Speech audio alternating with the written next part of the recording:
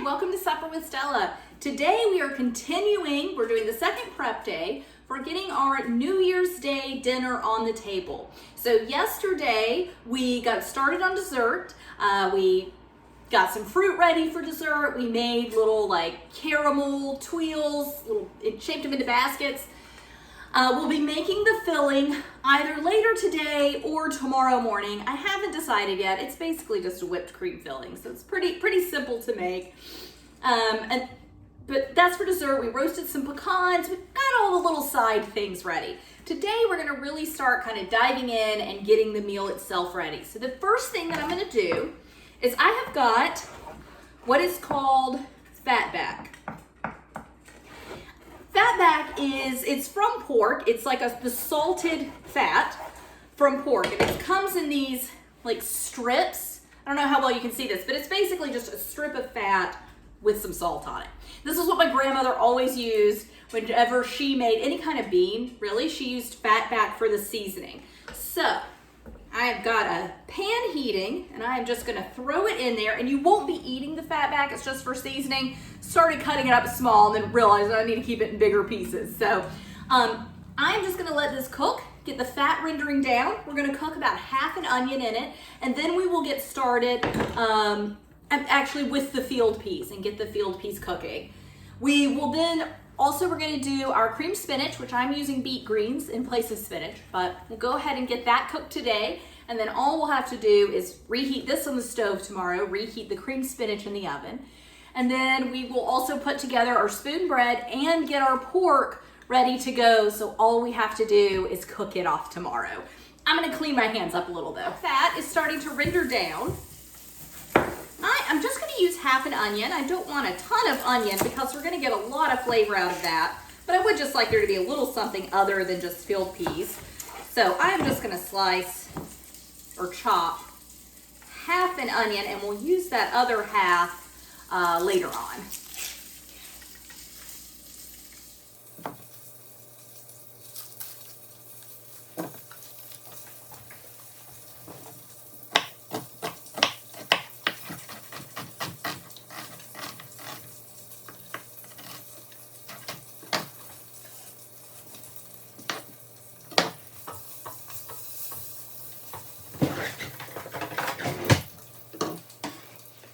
Onion is really strong. So I'm gonna go ahead and just get my peas cooking, and then I'm gonna move this back to the stove. So I'm gonna do a cup of peas, and these are dried field peas. These are called Sea Island red peas. As far as field peas go, black-eyed peas and crowder peas are the most popular. And then I am just gonna cover these with enough water to cover. In all honesty, I would have liked to have gotten a little more color on my onion, but that was smoking up pretty badly, and I don't want my fire alarm to go off. So went ahead and put it on the stove, and I put in, it was a cup of field peas. I probably put in 2-3 cups of water. So those are gonna take an hour, 2 hours maybe to cook. I've worked with dried beans before with you guys, and field peas are technically a bean. The length of time it takes to cook depends on the variety and the age of the bean itself. With dried beans, you have a pretty good shelf life, which sometimes means that you don't always know for certain how long it's going to take to cook. You don't know exactly how old it is, which is why I recommend making those today. That is it. They're just gonna sit back there and cook. It's very simple. You certainly could do it tomorrow, but it's just one less thing you don't have to do tomorrow. I will cook them, turn it off, let the pot cool, refrigerate it, and then tomorrow I will just pop them on the stove on low, probably when I get my pork in the oven, and that's that, okay? So again, you could do them tomorrow, but I think it's easier just to get as much out of the way as possible. I will keep an eye on those as they cook, give them a stir every now and then, and if I need to add water, so you want your peas to be submerged in the water the whole time. Not like deeply submerged, but you want them to be covered with water. So I will keep an eye on them and just add more water as necessary. So I'm gonna get started now on my cream spinach. And like I said, I'm gonna actually use beet greens for it just because that is what I have, oddly enough, on hand. So I'm gonna start by melting 2 tablespoons of butter.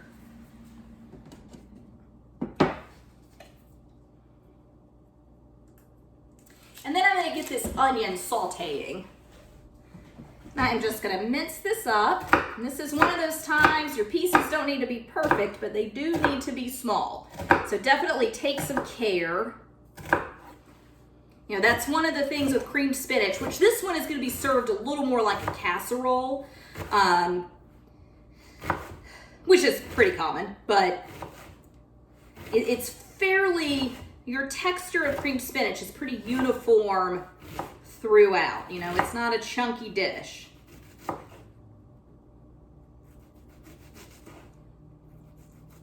All right.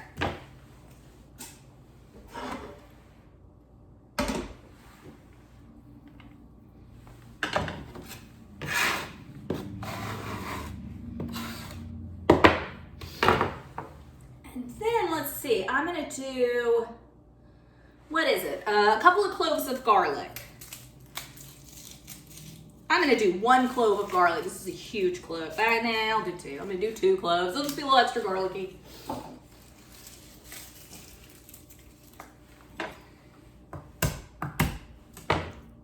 And I'm gonna get my grater and I will end up grating these in.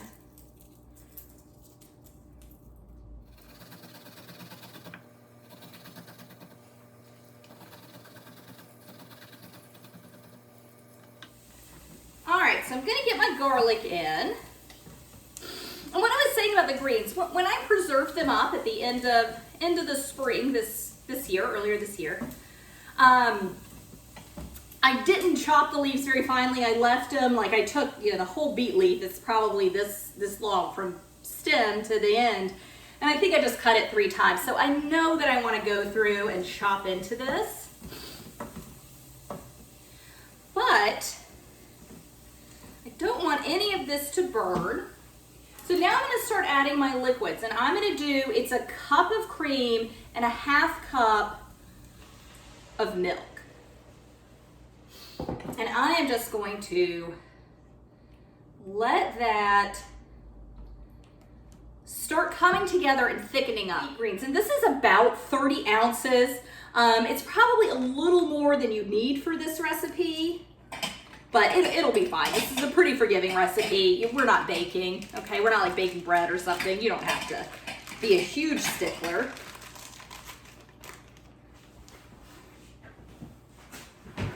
And so what I want to do, they're still a little bit frozen, is just kind of squeeze them and get out as much of the water as I can. Then I'm going to chop them up just a little more finely, because like I said, I know they're not chopped enough.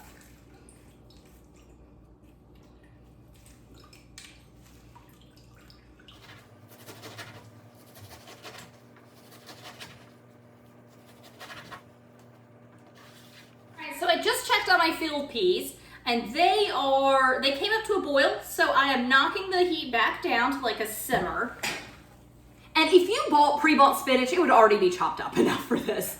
Most of the time when I've gotten spinach, it's fine. You don't need to do this. This is just because these are beet greens I preserved, so I know exactly what I did wrong when I preserved them. And next year, we'll make that mistake again. I'll go ahead and chop it up smaller.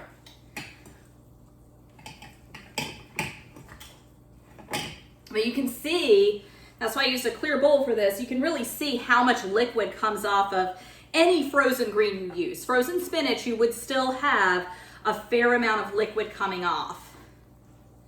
And you can use fresh. You would just need to kind of wilt them down to saute them first, and then start where we started. So wilt them, then do your I would do my onion and garlic, butter, onion, garlic, get those kind of translucent, then I'd put my greens in, then I would add the spinach. But since these have already been cooked, then I would add the cream, not spinach. But since these have already been cooked, goodness, that is so cold. I can skip that step of cooking them. Okay, so my cream and milk mixture over here is beginning to thicken. And I'm gonna get these beet greens added. Oof. So wow, look at that. Look at all that juice that came off. I'm gonna pour this out and try to squeeze a little more out. So I'm gonna add these in and get cleaned up. Okay. Oh, and this cream is just immediately turning pink. So what I am gonna do on the top, and we'll go ahead and get it made here in a minute, is I'm gonna do a little like breadcrumb and Gruyere topping. And so that will kind of cover up, first it's gonna be a delicious buttery topping, excuse me, a delicious cheesy topping, but it's also gonna cover up some of the pink and maybe make it not so ridiculous looking. It's gonna taste great. I love beet greens. I've said it before, they're actually my favorite green. I prefer them to any other leafy green out there, but the drawback is that I have hot pink cream right now. So, well, it's more of a Pepto-Bismol color, which is possibly even grosser. So I'm gonna let this cook for a minute and I will meet you right back here. So the next thing I want to get into my cream spinach is just a little sour cream, and this just gives it a little extra kind of taste in the background. Of course, the tang from the sour cream, obviously the creamy part is going to mix really well with all the other dairy in here, but it just gives it a little more depth of flavor.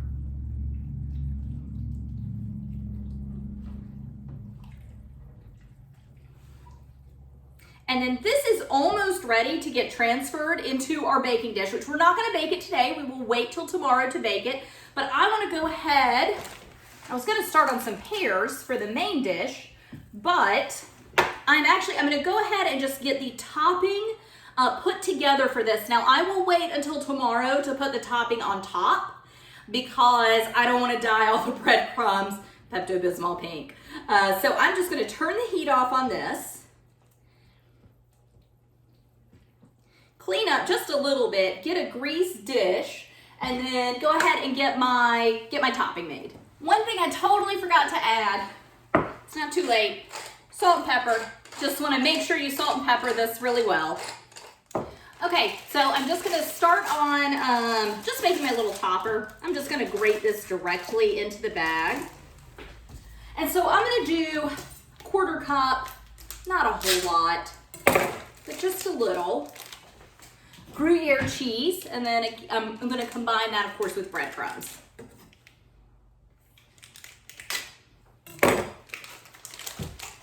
And do this even if you're using spinach, because it is a delicious little crispy topping. It's not just here to cover the pink of the beets, although it will assist in doing that.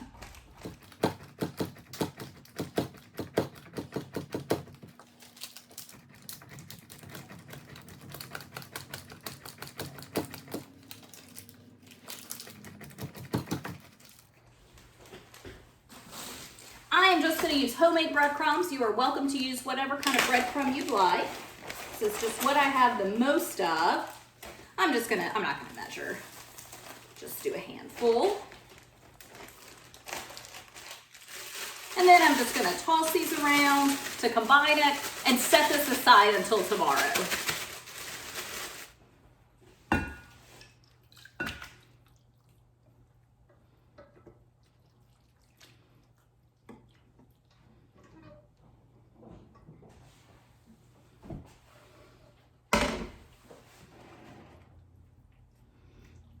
And your greens tend to kind of clump up, so just make sure when you get them in this dish that you spread them out some. And as I said, remember the spinach, or the cream, excuse me, is going to continue to thicken up as this cooks. For now though, we are finished. I'm just going to set this aside and let it cool down before I cover it in plastic wrap or tin foil and get it in the refrigerator. Next up, we are gonna go ahead and get our Spoonbread put together. We're gonna wait and bake it till tomorrow, but we will go ahead and just get it assembled today. So as I said before, Spoonbread is like the sloppy sister, I think is what I said, of cornbread. It is a dish you've got to spoon out, but it is in its nature a bread.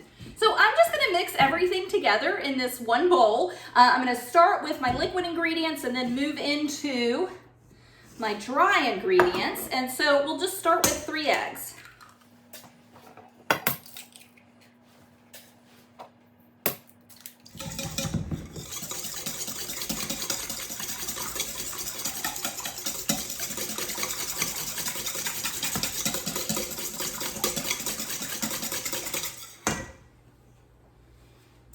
And to that, I'm going to do some salt, about a teaspoon of salt. All my measuring stuff is dirty now. I have a few measuring cups that aren't dirty. And that is why you always start with a clean dishwasher in the morning, which I did not do. So some of them are dirty from yesterday. Should have known. All right, got a 1/4 cup of melted butter. I just melted it in my oven. It is currently warm, and I am just going to quickly whisk this in.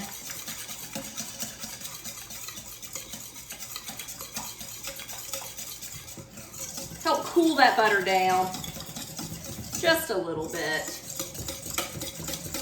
All right, then I'm going to do a can of creamed corn.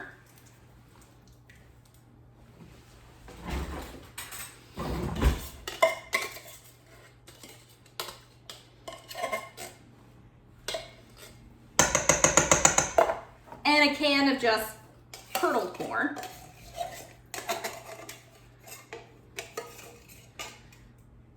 Okay, then a cup of sour cream.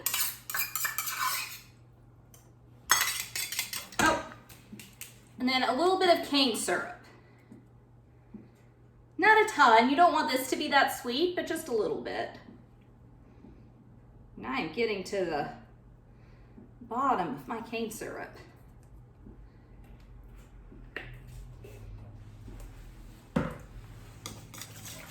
Got a lot of use out of that over the holidays.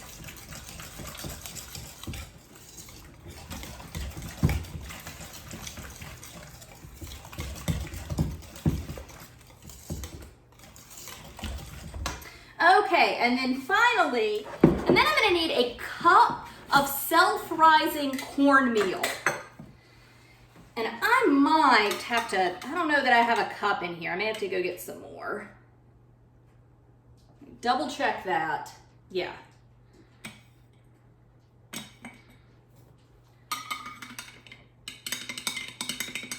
Wow. I did have a cup. That's awesome. And then half a cup of just all-purpose flour.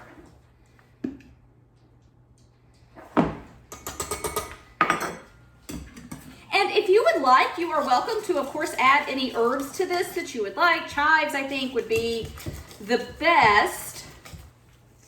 What I'm going to do is once this bakes tomorrow, so when it comes out of the oven and is ready to go, I'm going to poke holes in the top of it.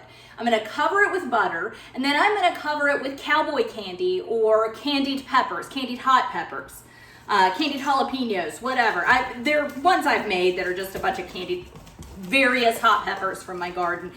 And you could use red pepper jelly. That's what I was initially going to do, is use just any pepper jelly, jalapeno or any kind of bell. And then at the last minute, I was like, no, you have all this cowboy candy or all these candied peppers that you made up at the end of the summer with your bumper crop of peppers. So use those instead of going out and buying something that's very similar. So you can probably find candied peppers online. I have occasionally seen them in the store, but for the most part, I would just substitute with pepper jelly if you don't have candied peppers. So I'm going to get a container for this now, and I am just going to spray this for a little easy cleanup.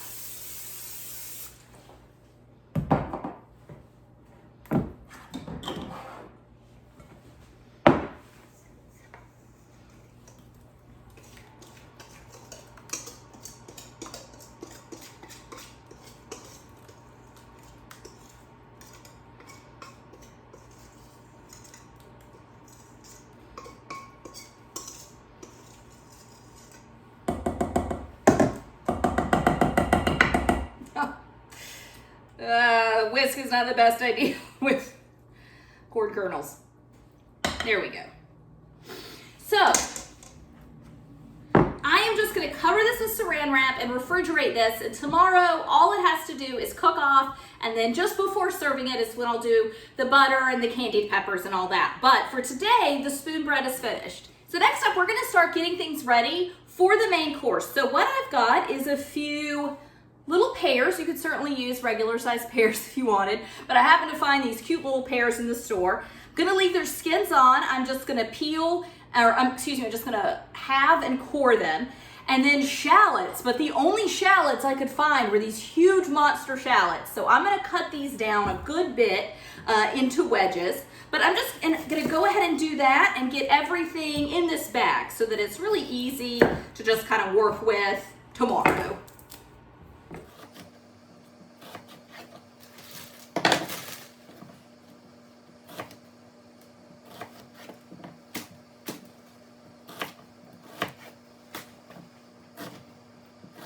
So I'm just using a little melon baller to get the core out of these, just like we did with our Christmas Eve poached pears. And with doing this and cutting my pears the day ahead, they are gonna brown a little. But I just feel like they're gonna brown when I cook them regardless. So for me, it's just not something I'm concerned with. If that is a concern for you, then that's okay. Just go ahead and cut them the next day or tomorrow. It's not gonna make a big difference. Quick to do. It's not gonna add too much to your time. So then I'm just gonna do a little olive oil, and our pork is gonna roast. These are gonna be around the pork roast. Salt and some pepper. And just gently toss them around. With those shallots, what you're wanting to do is keep that core still together. And since they were so large and I had to cut them down so much, I want to be really gentle with them. Some of them are going to fall apart anyway. Just the nature of it. But so next up, we're going to make the filling for our pork, and we need about a cup in total of dried fruit. You can use any mix of dried fruit that you like. When I initially created this recipe, it was with the intent of using up some dried fruits from Christmas, okay? I always use a lot of dried fruits and nuts when I cook it during the holidays, during the Christmas holidays. And kind of getting into New Year, this is the last kind of fancy meal I'm gonna prepare for a while. And so when I made this recipe, I said, well, one thing I have an overabundance of is dried fruits.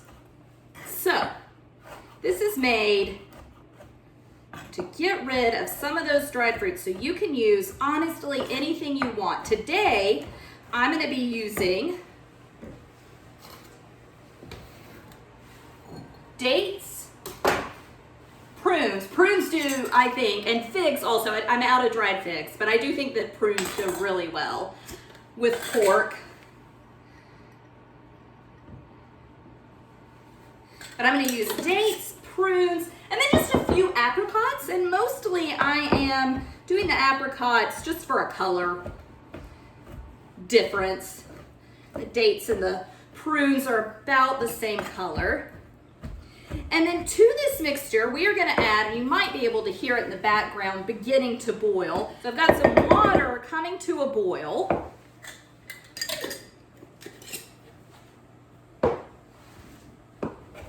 And we're just gonna pour the water just enough to cover the fruits, no exact amount. And we're gonna add some jelly to that. And we're also gonna do like a jelly glaze on the top. Now, my recipe calls for pear jam, pear preserves, pear honey, pear jelly. I don't know that I've ever seen pear jelly, but if it's out there, pear jelly. But I was not able to find any pear jelly this year. In the past, I know that I've used something that was just referred to as like pear fruit spread. So kind of anything in that preserved world that's pear, but I'm gonna use apple jelly because I just couldn't find anything pear, and it's okay, it's not gonna make a huge difference. It's just gonna add a little sweetness, a little extra flavor. And do some salt and pepper. And then I'm gonna pour boiling water over this and just let it steep for a few minutes. Let all those fruits rehydrate. The thing with working with dried fruits is they sometimes, if you stuff pork with them, they're gonna wanna rehydrate and plump back up while they cook.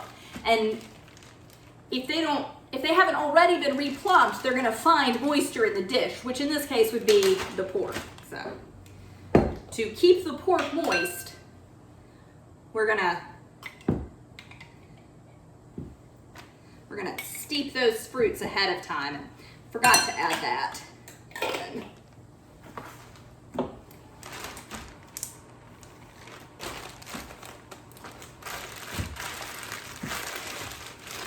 All right, and as I said, there's no exact amount with this. I just want to cover the fruits. And we'll drain leftovers off. Just gonna stir it around, encourage that jelly to melt up some, and I think I need to put some herbs in this too. I'm just gonna top it with a little plate.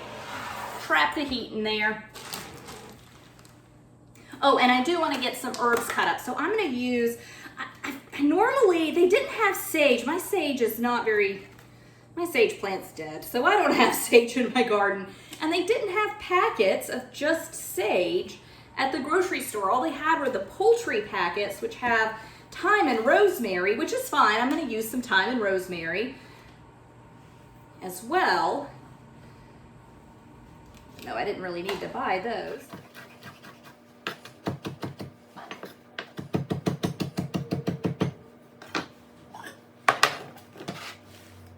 Off camera, I guess, but just added the herbs to that dried fruit mix. I'm just gonna put that back on top. All right, coming to the end of things that are gonna be done today, which today hasn't been so bad. It's just a little bit to do.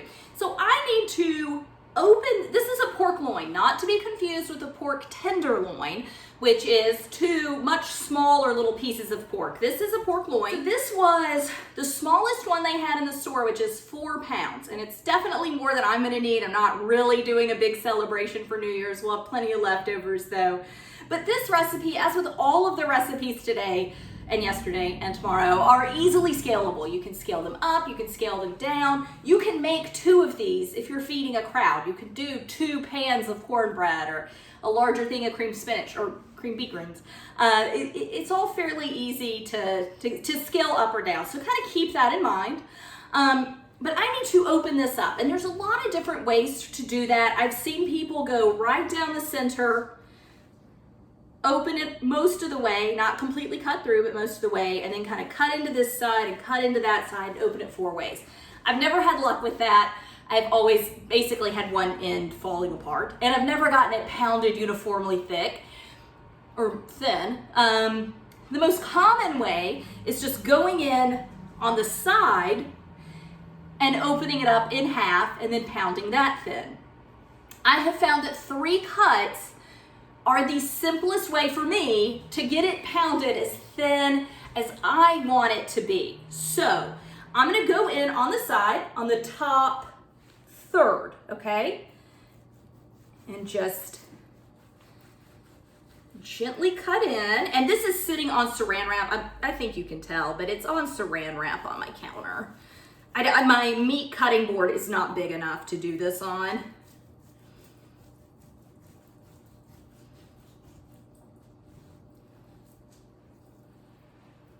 Okay, and so it just kind of starts to open up.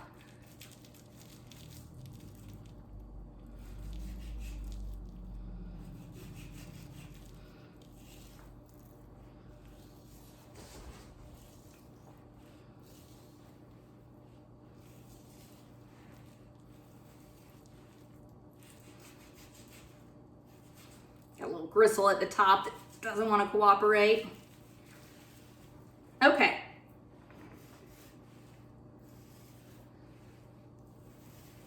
All right, so it's open that way. Now I'm gonna go this way and open it again. So I'm gonna tri-fold open it up, kind of like a pamphlet, you know? So just go in at the cut and go in the opposite direction. Now, if this were just on a cutting board, I would just flip the cutting board around, but I can't get, I will not get this saran wrap sufficiently flipped around. So I'm just gonna go in a little awkwardly.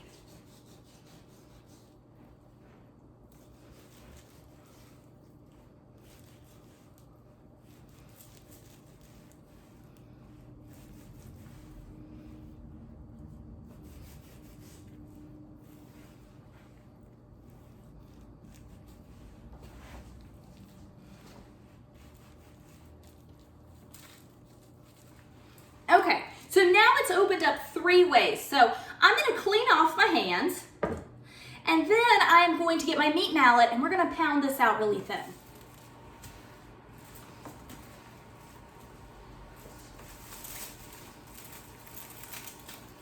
All right, so I just pulled the sides up around. I think that's gonna work a little better. And with my mallet, this is gonna be loud. I'm probably gonna fast forward through it, but I am just going to pound this to get it nice and thin.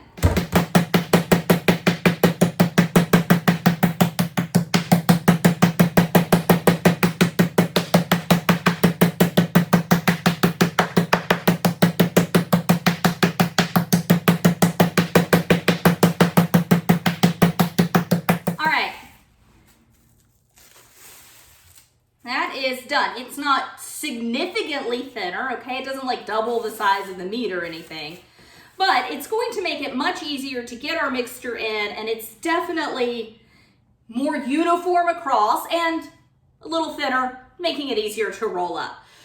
The reason that you do the saran wrap on top of it, or the plastic wrap or something on top of it, a lot of times I'll do it like in a freezer bag or something. It's just to help keep meat spatter from going everywhere. It's not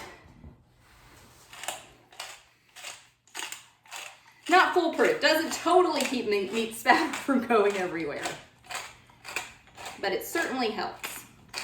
All right, so I just want to salt and pepper.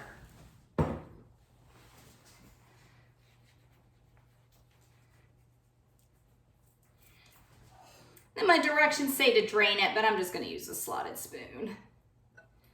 And sprinkle my dried fruits and all of these herbs. There's a little of the jelly mixture in there, which is melted down.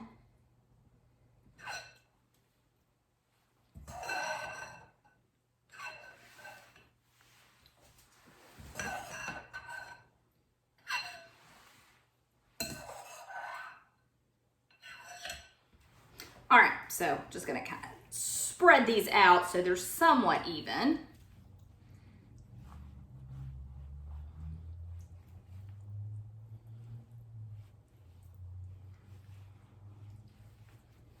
All right, and then I'm just gonna start rolling it up. I'm gonna roll it long ways. And one thing I meant to mention, when you are pounding this thin, be extra careful on the areas where you've made the slit. That is definitely the area that is the most prone to kind of splitting apart and breaking up. So just be aware of that.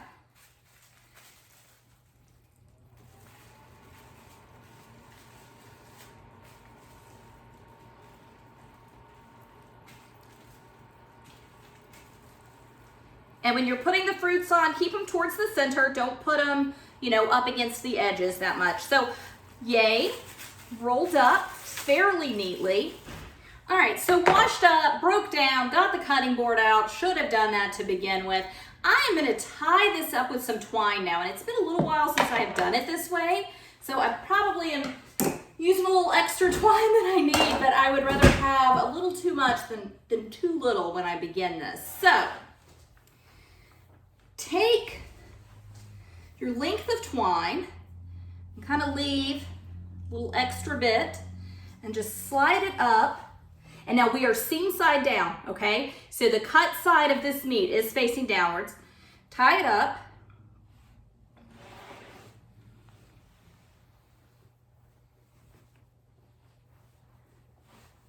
Untangle it. All right, so then come down.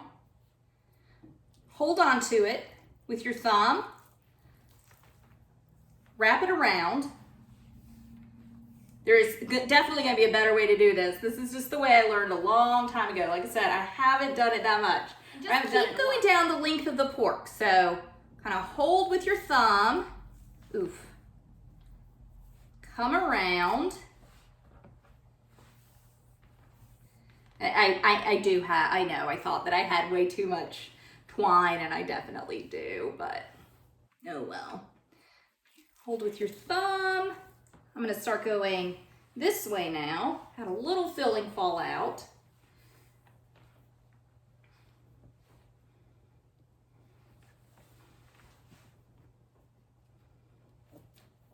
And then, you know, I always say, make sure to get your kitchen clean, your house really, but specifically the kitchen clean before your guests come over, but that is never gonna be more important than with this meal. I have gotten raw pork everywhere, so definitely have a lot of cleaning to do this afternoon, but I have plenty of time to do it, and I won't have to do anything in the morning, except tomorrow is a really, really simple day of just cooking. The hardest thing we'll do is assemble the dessert at the end. So, okay, I'm down at the bottom, it's pretty thin. I'm gonna try to do one more though.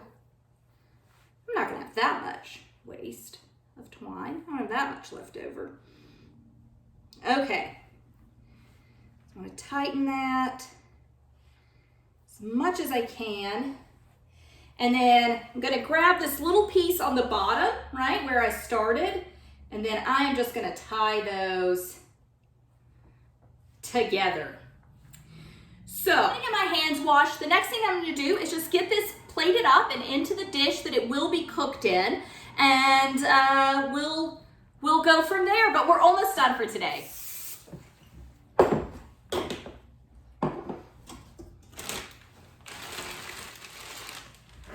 So next thing I'm gonna do is I'm just gonna take my shallots and pears, and if you wanted, I don't know if I said this earlier, but if you wanted to use like small apples or just do apple wedges, that would be fine. I know pears can sometimes be a little pricey, so if you just want to do apples, feel free to. Just gonna spread that out. And if you are really concerned, I know I've already said this about pears and putting them in this, but you could wait. You could just wrap this up or even put this in here and wrap it, and then tomorrow put your vegetables in here and put the pork on top of it. As I have said before, I'm not really that concerned with the pears turning brown. I think they turn brown when they cook anyway, so it doesn't really matter to me. And then the inside of this has been salted and peppered really well. I do want to get a good coating of salt on the outside. I'll have to wash up again because of course my pepper mill's two-handed. And pork, I always find that pork really needs a good bit of salt. Probably why it cures so well and like salt. All right, so I've got my vegetables in the bottom. I am just gonna lay this, and it's a little long, I think. Yeah, it's a little long for this dish, so this kind of thinner end, I'm just gonna wrap just a little bit.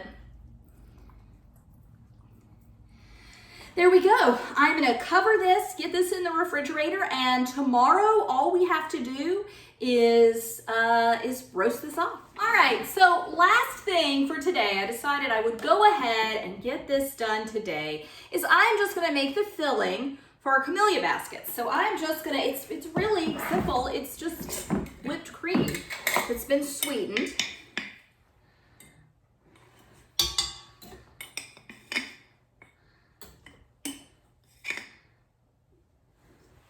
And I do give you some exact measurements in the actual recipe. However, in honesty, when I make whipped cream, I just kind of go with what my heart tells me is the right proportions. So some cream, some powdered sugar, and you want to make sure your cream is cold. Cold cream, powdered sugar, little vanilla, and just whip it on high. This recipe, I do like to whip my cream a little on the stiffer side, because it's almost like a mousse that you're putting inside of these little baskets. You want it to be, in my opinion, you want it to be a little stiffer, but you know, if that's not what you like, then you do a less whipped cream. You whip it to the consistency that you want it at, okay? It's your dessert. And I'm just gonna go ahead and put this in a bag because I will be snipping the end off of this and piping it tomorrow. And I will show you both ways, both kind of the fancy actual Camelia basket, and then the much simpler and less frustrating other way to do it, which I'm also going to call a Camelia basket for lack of a better term. Make sure you refrigerate this. You got to keep your cream cool, and this will just stay refrigerated until we are ready to use it tomorrow. So I just go ahead and kind of push all your cream to one side so it is just ready to go. That's it. That is it for today. This is going to go into the refrigerator. I'm going to get my kitchen all cleaned up. Until then, thanks and have a good day. Bye.